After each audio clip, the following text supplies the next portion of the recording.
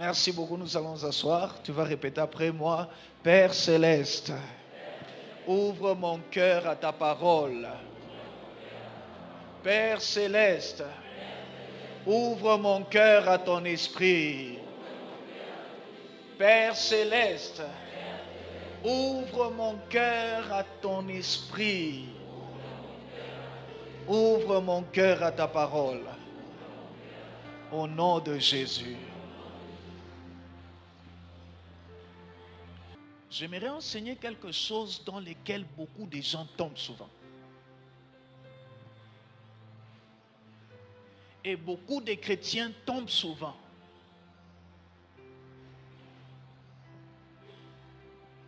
J'aimerais aujourd'hui que tu apprennes que cette chose est mauvaise.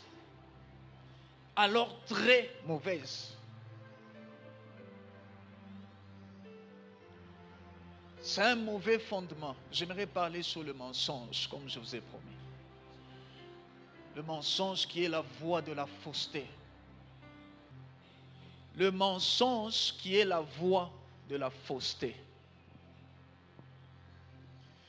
Beaucoup de chrétiens vivent dans le mensonge et utilisent le mensonge.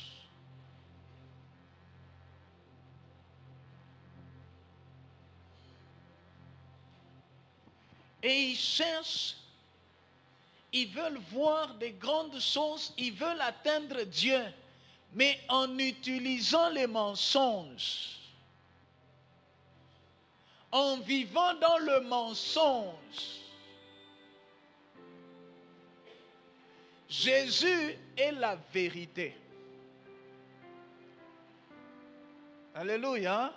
Il a dit dans sa parole, je suis le chemin, la vérité et la vie.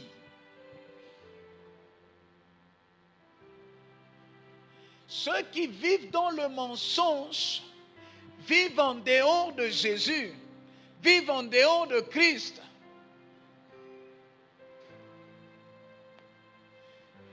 Ceux qui vivent dans le mensonge, c'est ceux qui aiment cacher quelque chose. Ceux qui vivent dans le mensonge, ceux qui aiment cacher ce qu'ils ont fait. Ils ne veulent pas que ça soit connu. Les gens mentent pour cacher ce qu'ils ont fait, pour cacher ce qu'ils sont, pour cacher leurs faiblesses ou pour cacher leurs erreurs. Les gens mentent.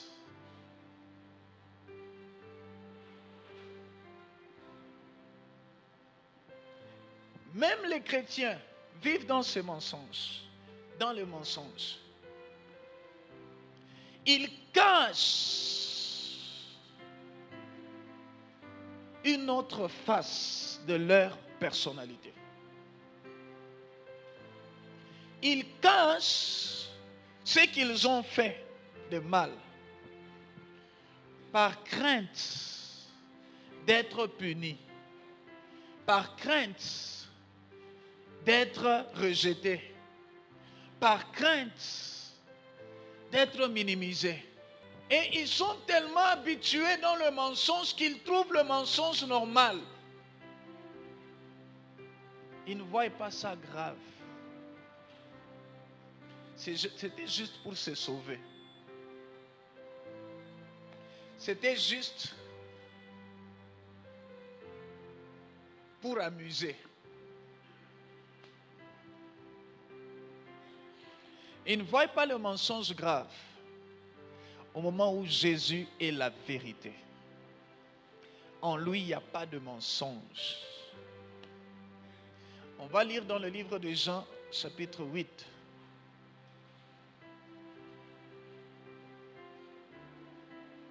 Jean, chapitre 8, le verset 44. Jean 8, le verset 44, je lis. Oui. Vous avez pour père le diable et vous voulez accomplir les désirs de votre père. Il a été meurtrier dès le commencement Oui. et il ne se tient pas dans la vérité. Le diable ne se tient jamais dans... En d'autres termes, là où il y a la vérité, le diable n'est pas là. Partout où il y a la vérité, Satan n'est pas présent. Dis à ton voisin, partout où il y a la vérité, Satan est absent. Oui. Il a été meurtrier dès le commencement et il ne se tient pas dans la vérité. Oui. Parce qu'il n'y a pas de vérité en lui. Lorsqu'il profère le mensonge, il parle de son propre fond, car il est menteur et le père du mensonge. Amen. Alléluia. Il est menteur et le père du mensonge. Il ne se tient pas dans la vérité, mais il demeure dans le mensonge. Partout où il y a le mensonge, il y a Satan. Que le Seigneur soit loué. Tous ceux qui vivent dans le mensonge et tous ceux qui profèrent, qui utilisent le mensonge, vivent ensemble avec le diable. Parce que c'est lui le père du mensonge. Il ne se tient jamais dans la vérité, là où il y a la vérité. Il n'utilise jamais la vérité.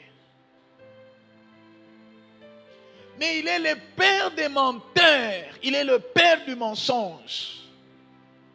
Il se tient dans le mensonge. Et quand il parle, le mensonge, pour lui, c'est ça la vérité. C'est dans ce péché que beaucoup de chrétiens tombent souvent. Aujourd'hui, je veux t'enseigner les conséquences du mensonge. Toi qui aimes le mensonge. Le mensonge, c'est la voie de la fausseté. Parce que ce que tu dis là est faux. Le mensonge, c'est la voie de la fausseté, qui est la voie de la perdition. Et c'est là où le diable se tient. Il a été menteur dès le commencement. Il ne se tient jamais dans la vérité. C'est ce que Christ lui-même a dit. Alléluia. Écoutez, peuple de Dieu. Si tu mens, si tu vis dans le mensonge, c'est tout. C'est Satan que tu vas rencontrer. Sur ton chemin, sur ton sentier, c'est Satan que tu rencontreras. Pas Jésus. Pas Jésus. Il y a des gens qui ont bâti leur vie sur le mensonge. Il y a des gens qui ont bâti leur mariage sur le mensonge. Il y a des gens qui ont bâti leur business sur le mensonge. Il y a des gens qui ont bâti leurs églises sur les mensonges. Partout où il y a le mensonge, ou tout ce qui a comme fondement le mensonge, depuis qu'on a menti jusqu'à la fin, c'est Satan qui sera là, jamais Jésus. Jamais Jésus. Jésus reviendra, ou Jésus viendra, quand on va aller renverser le fondement du mensonge et reprendre à zéro, selon la vérité. Et tout ce qui est bâti sur un mensonge n'a pas Dieu. Dieu ne connaît pas ça. Dieu est le faiseur de plans. Il est le concepteur de son plan. Alléluia. Tout ce qui n'est pas dans son plan, tout ce qui n'a pas prévu dans son plan, ne l'épate pas. Ne l'impressionne pas et il n'est pas dans ça. Même si ça cite son nom.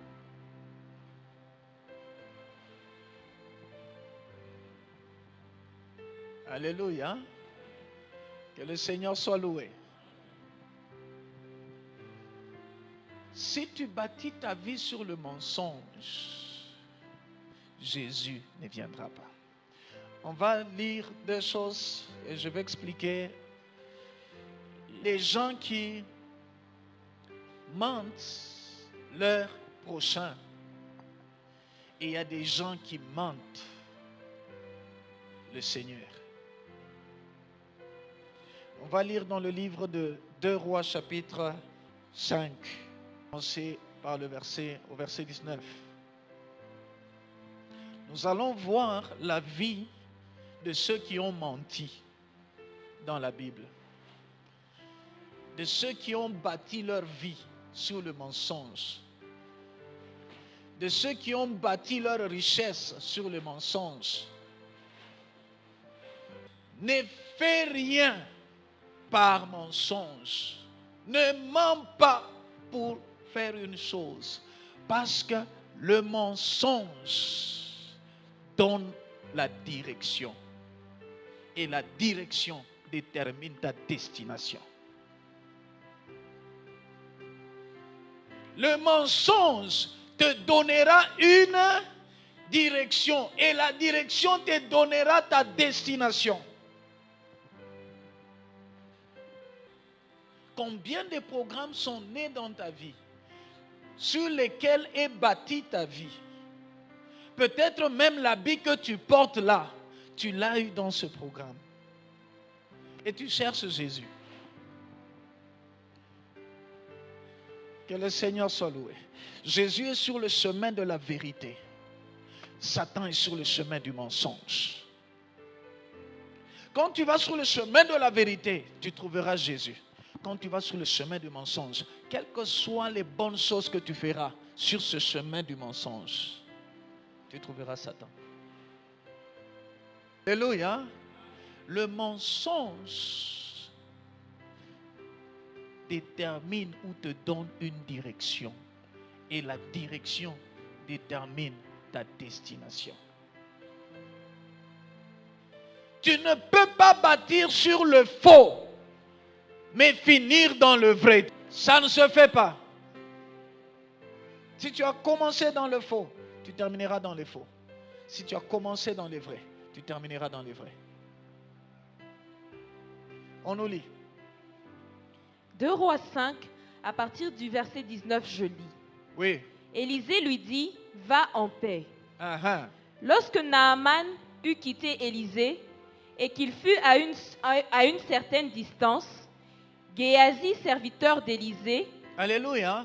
C'est Naaman, le général qui était lépreux. Il est venu voir Élisée, le prophète de Dieu, afin d'être guéri. Après sa guérison, Naaman a décidé de donner des offrandes à Élisée. Élisée a refusé. Il dit non, va avec tes offrandes. Il se dit en lui-même, voici, mon maître a ménagé Naaman, ce Syrien, en n'acceptant pas de sa main ce qu'il avait apporté. Oui.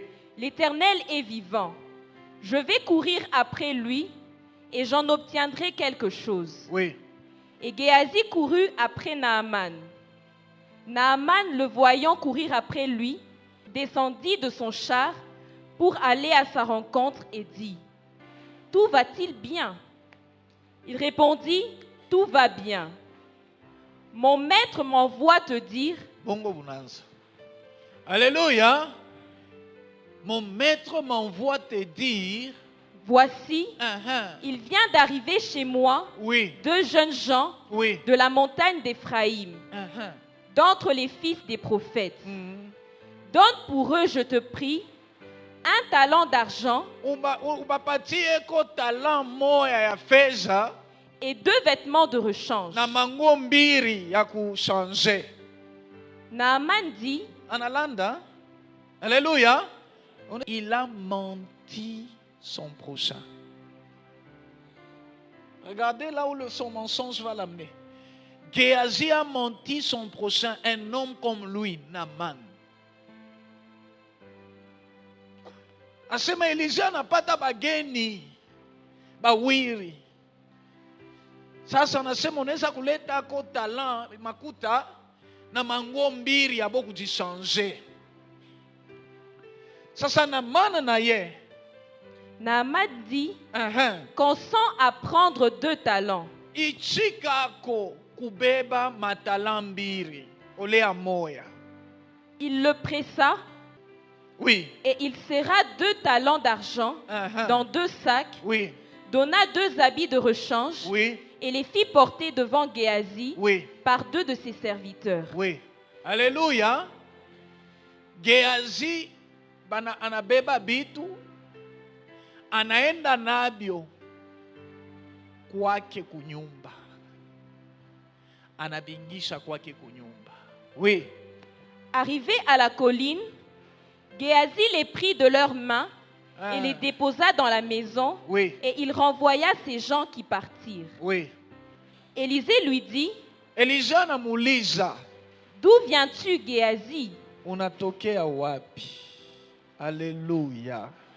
Écoutez, peuple de Dieu, vous devez comprendre une chose dans cette histoire. Wa kwanza ule Géasi alilanda ni muntu. C'était son prochain. D'où viens-tu, Géasi? Unatokea wapi? Il répondit, asema, ton serviteur n'est allé mutumishi wako ni d'un côté asikwenda ta huku ni d'un autre. Hata huku ingine. Mais Élisée lui ça signifie alikuwa tu paka hapa.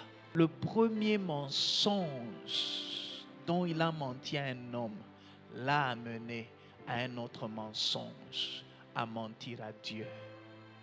Mentir à un homme de Dieu, c'est mentir Dieu. Oui. Mais Élisée lui dit, mon esprit n'était pas absent. Mon esprit n'était pas absent. Lorsque cet homme a quitté son char, oui, pour venir à ta rencontre. Oui. Ça signifie pale urenda kumlomba makuta. Mimi nilianza kukuiona mu vision. J'ai vu ça par révélation. Je n'étais pas absent. Dieu m'a montré ça dans une révélation. Alléluia. Oui. Est-ce le temps de prendre de l'argent oui, et de prendre des vêtements, puis des oliviers, des vignes, des brebis, des bœufs, des serviteurs et des servantes?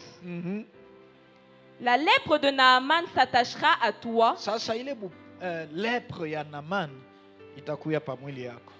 Et à ta postérité pour toujours. Na kizazi yako yote timilele batakwaka ba lépreux. Vous voyez le mensonge de Géasi là où ça l'a mené. Non seulement Géasi a été frappé de la lèpre, même tous ceux qui sont nés de Géasi ont été frappés de la lèpre. Même ceux qui naîtront 100 ans après, qui n'ont jamais vu Géasi, qui ne connaissent pas Géasi. Alléluia. Le mensonge, c'est la voie de la mort, la voie de la perdition.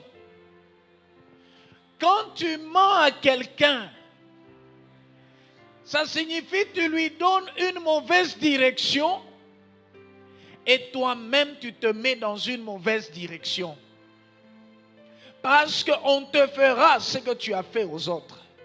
Une fois que tu mens à quelqu'un d'autre, Dieu te met aussi dans un mensonge. Il met ta vie dans un mensonge. Les gens pensent que mentir, c'est se réfugier, se sauver. C'est Christ qui est le sauveur. Les gens mentent pour se sauver, pour cacher une vérité, pour mentir. Vous ne savez pas que quand vous mentez, vous allez être menti. On va vous mentir aussi. Na wakati batakulanda, ni direction mubaya banakupa. Si tu bâtis ta vie sur le mensonge, sache que tu vas aussi être menti. Maintenant, toi, tu seras menti doublement. Ça va t'amener encore dans la perdition que celui que tu as menti. Pourquoi ne pas dire la vérité? Écoutez, peuple de Dieu, le mensonge. Lisez dans le livre d'Apocalypse, la Bible dit aucun menteur n'héritera le royaume des cieux. Clairement, aucun n'héritera le royaume des cieux. Il y a des gens qui ont des maisons. Ils ont acheté des maisons ou des parcelles sur base de mensonges. Et aujourd'hui, ils habitent dans ces maisons sur base de mensonges. Ils cherchent la bénédiction de Dieu. Il y a des gens qui ont eu des diplômes sur base de mensonges. Et aujourd'hui, ils cherchent le travail. Il y a des gens qui ont eu des femmes sur base de mensonges. Et aujourd'hui, ils cherchent des enfants. Écoutez, répentez-vous. Allez dire à tous les gens à qui vous avez menti, si vous pouvez les trouver, que pardonnez-nous, nous avons menti. Recommencez la vie avec Jésus. Dis à ton voisin. C'est la seule façon. C'est là tu arranges. Mirelanda. Dis à ton voisin, c'est comme ça qu'on se répand du mensonge. La vie de beaucoup de gens est bâtie sur le mensonge. Quand tu commences quelque chose par un mensonge, sache que Christ ne viendra pas même si tu l'as invoqué dans la chose. Tu dois retourner là où tu as menti, rectifier et prendre une autre voie, un autre chemin de la vérité, là où Christ sera. Si Dieu ne t'a pas parlé, ne parle pas. Si Dieu ne t'a pas envoyé, ne pars pas. Alléluia. Parce que qu'est-ce qui viendra? Maintenant, tu seras conduit par des songes menteurs, par des visions, des fausses visions, en pensant que je suis avec Dieu au moment où tu n'es pas avec lui. Si tu mens pour te sauver, Jésus, lui, ne viendra pas te sauver. Tu as déjà ton sauveur. C'est le mensonge. Des peuples de Dieu, arrêtez de mentir. Sondez et regardez vos vies. Là où vous avez commencé avec un mensonge, rentrez, rectifiez. Un deuxième mensonge que tu dois éviter, je l'ai dit, c'est mentir Dieu. Ne mens jamais au Seigneur, sois ce que tu es. Alléluia.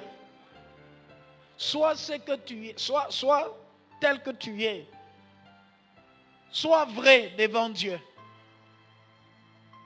Ne mens jamais à Dieu parce qu'il connaît tout. Mentir à Dieu, c'est encore une autre abomination. Parce que Dieu est le mensonge. Encore le mentir, ça devient une abomination. Il va te livrer au mensonge. Et tu verras que ta vie t'amènera toujours à mentir pour que tu t'en sortes. Et tu seras menti pour aller faire, pour être dévié. Parce que tu as menti Dieu. Et tu attires la mort. Géasi avait menti Dieu. Il était frappé de la lèpre. Actes des Apôtres, chapitre 5. À partir du verset 3, je lis. Oui. Ananias, pourquoi Satan a-t-il rempli ton cœur? Pierre dit, Ananias, pourquoi Satan a-t-il rempli ton cœur? Au point que tu mentes au Saint-Esprit. Jusqu'au point que mulande na roho mtakatifu. Et que tu aies retenu une partie du prix du champ. S'il n'eût pas été vendu, ne te restait-il pas? Et après qu'il a été vendu, le prix n'était-il pas à ta disposition? Comment as-tu pu mettre en ton cœur un pareil dessein? Comment uliweka muroho yako ile plan ya kwa kumulanda Roho Mtakatifu? Ce n'est pas à des hommes que tu as Haina muntu ule unalanda, mais à Dieu. Ni Mungu ule unalanda. Alors Pierre en tant qu'humain anauliza bibi yake afin de se rassurer, est-ce que njo bwingi ya makuta mliujisha mpango? Bibi naye anaichika sema njo bwingi ya makuta. Sasa koma mlijikonvenir na bwana yako juu ya kulanda? Angalia bali muzika bwana yako. Hapa banaingia hapa bantukia kushika bwana yako. Na wewe batakushika. Paka pale naye anaanguka, anakufa. Mentir à Dieu. Ne pensez pas que vous pouvez influencer Dieu par vos mensonges. Vous pouvez influencer les hommes de Dieu. Vous pouvez influencer les pasteurs. Vous pouvez influencer des gens. Alléluia, des serviteurs de Dieu par vos mensonges. Et ils peuvent même prier. Mais Dieu n'est pas influencé. Qui exauce la prière? Lui n'est pas influencé par ses mensonges. Et s'il y a quelque chose que tu vis de bien, mais tu es dans le mensonge, sache que c'est un cadeau empoisonné de Satan. Ce n'est pas Dieu qui l'a fait. Dieu est seulement dans la vérité. Jean chapitre 17, verset 17. Jean 17, 16 à 19, je lis. Oui. Ils ne sont pas du monde. Ils ne sont pas du monde. Comme moi, Je ne suis pas du monde. Oui, c'est Jésus qui priait quand il priait pour les apôtres et tous ceux qui croiront en lui. Oui. Sanctifie-les par ta vérité. Ta parole est la vérité. Sanctifie-les par ta vérité. On est sanctifié par la vérité. Alléluia.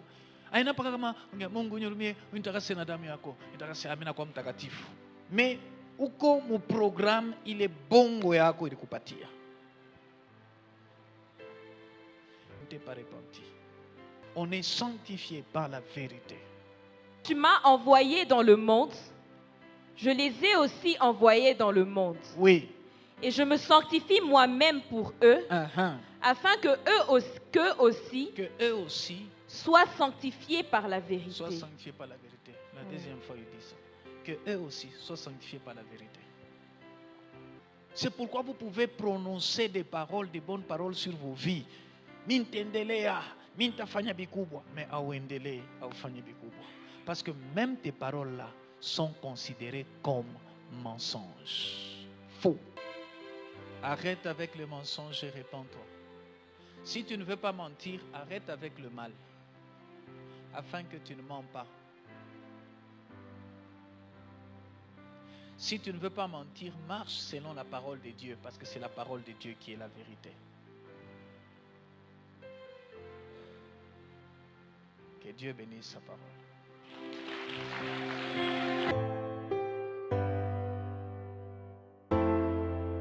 Chers téléspectateurs, je crois que vous avez été bénis par ce message. Où que vous soyez, quelles que soient les circonstances que vous traversez, je prie que la main de Dieu vous touche et apporte la solution à votre problème au nom de Jésus. Et si vous n'avez jamais donné votre vie à Jésus, priez ensemble avec moi. Seigneur Jésus, viens dans mon cœur. Je prends la décision aujourd'hui de te donner ma vie. Viens et habite dans mon cœur. Pardonne mes péchés. Sauve mon âme aujourd'hui, afin que j'appartienne à ton royaume. Je crois que tu es mort pour moi. Je crois que tu as payé le prix de mes péchés. Rachète-moi et sauve-moi. Merci Seigneur Jésus pour le salut. Merci beaucoup, chers téléspectateurs. À la prochaine émission. Merci.